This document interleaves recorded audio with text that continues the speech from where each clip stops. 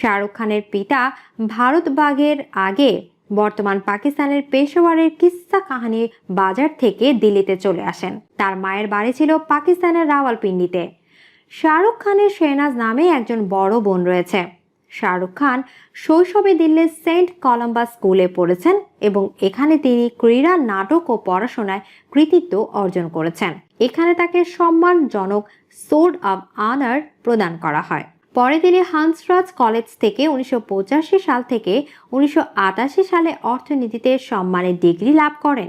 এরপর জামিয়া মিলিয়া ইসলামিয়া বিশ্ববিদ্যালয় থেকে মাস কমিউনিকেশন নিয়ে মাস্টার্স ডিগ্রি লাভ করেন। কমান্ডো অভিমন্যু রূপে অভিনেতা হিসেবে আত্মপ্রকাশ 1988 সালে ফৌজি টেলিভিশন সিরিয়ালে কমান্ডো অভিমন্যু রায় চরিত্রের মাধ্যমে অভিনেতা হিসেবে তিনি আত্মপ্রকাশ করেন। এরপর 1989 সালে সার্কাস সিরিয়ালে তিনি কেন্দ্রীয় ভূমিকায় অভিনয় করেন, যেটি ছিল একজন সাধারণ সার্কাস অভিনেতার জীবন নিয়ে রচিত। শাহরুখ খান তার পিতা মাতার মৃত্যুর পর 1991 সালে নতুনভাবে জীবন শুরু করার জন্য নতুন দিল্লি ত্যাগ করে মুম্বাইতে আসেন। 1991 সালে তিনি গৌরীকে বিয়ে করেন। তাদের 2 সন্তান রয়েছে।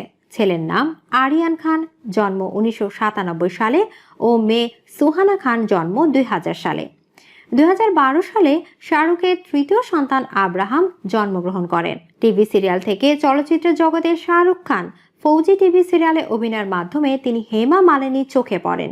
তিনি শাহরুখ খানকে তার অভিষেক ছবি দিল আশনা হ্যাতে অভিনয়ের সুযোগ দেন। 1992 সালে দিওয়ানা ছবির মাধ্যমে তিনি চলচ্চিত্রের জগতে যাত্রা শুরু করেন। এই ছবিতে তার বিপরীত ছিলেন দিব্যা ভারতী। ছবিটি ব্যবসা সফল হয়, যার ফলে শাহরুখ খান বলিউডে আসন গড়তে সক্ষম হন। আসলে তার প্রথম ছবি হওয়ার কথা ছিল দিল আশনা হ্যায়, কিন্তু দিওয়ানা প্রথমে মুক্তি পায়। একই বছরে তিনি আরও কিছু ছবি যেমন চমৎকার, বিতর্কিত আর্ট ফিল্ম মায়া মেমসাবে অভিনয় করেন। 1993 সালে বাজিকার ও ডার ছবিতে খল চরিত্রে অভিনয় করেন। তিনি ব্যাপক খ্যাতি পান এতে। ডার ছবিতে শাহরুখ একজন অপ্রকৃতস্থ প্রেমিক এর ভূমিকায় অভিনয় করেন। ছবিটি খুব সাফল্য লাভ করে এবং তিনি তারকা খ্যাতি পান। বাজিগার ছবির জন্য তিনি তার ক্যারিয়ারের প্রথম ফিল্মফেয়ার শ্রেষ্ঠ অভিনেতা পুরস্কার লাভ করেন।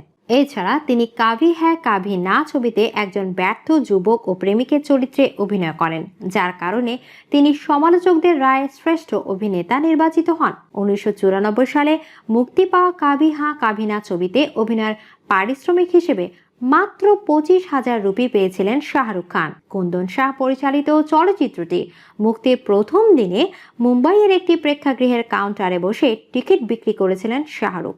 1994 সালে তিনি আঞ্জাম ছবিতে অভিনয় করেন, যেটি ব্যবসা সফল হয়নি। তবে সাইকোপ্যাথ হিসেবে তার অভিনয় সমাদৃত হয় এবং তিনি 1995 সালে ফিল্মফেয়ার শ্রেষ্ঠ ভিলেন পুরস্কার লাভ করেন। ভারতের সর্বাধিকবার প্রচারিত শাহরুখের ছবি দিলওয়ালে দুলহানিয়া লে যায়েঙ্গে 1995 ছিল তার জন্য খুব সাফল্যের বছর। Dilwale Dulhania Le যায়েঙ্গে box office record ভাঙে এবং এর সব কৃতিত্ব পান তিনি। ছবিটি 520 সপ্তাহের বেশি প্রদর্শিত হয়। ভারতের সর্বাধিকবার প্রচারিত ছবি হিসেবে যাকে তুলনা করা যায় শোলের সাথে, যা 260 সপ্তাহ চলেছিল।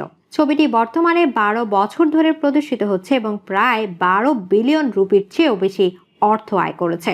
যশ চোপড়া এবং কারণ জোহরের সাথে শাহরুখ খান দিলওয়ালে দুলহানিয়া লে যায়েঙ্গের পর তিনি বেশ কটি ছবিতে সাফল্য পান, যার অধিকাংশই ছিল প্রেম কাহিনী। যশ চোপড়া এবং কারণ জোহরের সাথে মিলে তিনি বলিউডে সফলতা পেতে থাকেন। এসব চলচ্চিত্রের মধ্যে উল্লেখযোগ্য হচ্ছে পরদেশ, দিল তো পাগল হ্যায়, কুছ কুছ হোতা হ্যায়, মহাব্বত, কভি খুশি কভি গম ইত্যাদি। শাহরুখ 7ম বারের জন্য ফিল্মফেয়ার সেরা অভিনেতার পুরস্কার পান। তার মুক্তিপ্রাপ্ত ছবি ওম শান্তি ওম 2007 সালের সবচেয়ে বাণিজ্য সফল ছবি। 2008 সালে শাহরুখের রাবনে বানাদি জোড়ি ছবিটি খুব ভালো ব্যবসা করে। অমিতাভ বচ্চনের পরবর্তী স্থানের শক্ত দাবিদার শাহরুখ খান। বর্তমানে সারা বিশ্বে বলিউডের জনপ্রিয়তম ব্যক্তিত্বের মধ্যে শাহরুখ খান অন্যতম।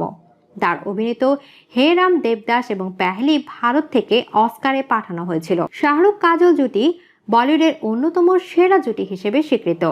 কাজলের সাথে তার অভিনীত বাজিগার, দিলওয়ালে দুলহানিয়া লে যায়েঙ্গে, কারণ অর্জুন, কুছ কুছ হোতা হ্যায়, কভি খুশি কভি গম এই 5টি ছবি ব্যবসা সফল হয়। 15 বছরের অভিনয় জীবনে তিনি ভারতের সর্বকালের সর্বশ্রেষ্ঠ ও জনপ্রিয়দের কাতারে অমিতাভ বচ্চনের পরবর্তী স্থানের শক্ত দাবিদার। শাহরুখ খান বিভিন্ন ছবি প্রযোজনাতেও হাত দিয়েছেন, তবে এখানে তার সাফল্য মিশ্র প্রকৃতির। 1999 সালে তিনি পরিচালিত আজিজ মির্জা ও অভিনেত্রী জুহি চাওলার সাথে তিনি ড্রিমস আনলিমিটেড নামে একটি চলচ্চিত্র প্রযোজনা প্রতিষ্ঠান স্থাপন করেন। শাহরুখ খান তার রেড চিলিজ এন্টারটেইনমেন্টের মাধ্যমে ইন্ডিয়ান প্রিমিয়ার লিগের দল কলকাতা নাইট রাইডার্সের অন্যতম মালিক। তিনি এবং তার বন্ধু সহ অভিনেত্রী জুহি চাওলার স্বামী জয় মেহতা এই দলটি কিনে নেন। অভিনেতা হওয়ার স্বপ্ন পূরণ করতে মুম্বাই এসেছিলেন শাহরুখ, কিন্তু শুরুর দিকে সেখানে থাকার কোনো জায়গা ছিল না তার। ওই সময় বলিউডের অভিনেতা বিবেক ভাসানীর সঙ্গে থাকতেন তিনি। তখন ছবির নির্মাতা এবং প্রযোজকদের সঙ্গে শাহরুখের সাক্ষাতের ব্যবস্থা করে দিতেন বিবেক। পরবর্তী সময়ে শাহরুখের সঙ্গে রাজু বান গয়া জেন্টলম্যান এবং যশ ছবিতে অভিনয় করেছিলেন বিবেক। এখন একটি মজার তথ্য দিচ্ছি আপনাদের। এখনো প্রতি রাতে ঘুমোতে যাওয়ার আগে শাহরুখ নিশ্চিন্ত হয়ে নেন যে তার পরনের পায়জামাটা ইস্ত্রি করা আছে কিনা। তার এমন অদ্ভুত খেয়ালের পেছনের কারণটি আরো বেশি অদ্ভুত। স্বপ্নে কার সঙ্গে দেখা না হয় এটা ভেবেই নাকি তিনি ফিটফাট হয়ে ঘুমোতে যান। শাহরুখ খানের কোন ছবিটি আপনি দেখেছেন তা কমেন্ট করে আমাদের জানিয়ে দিন।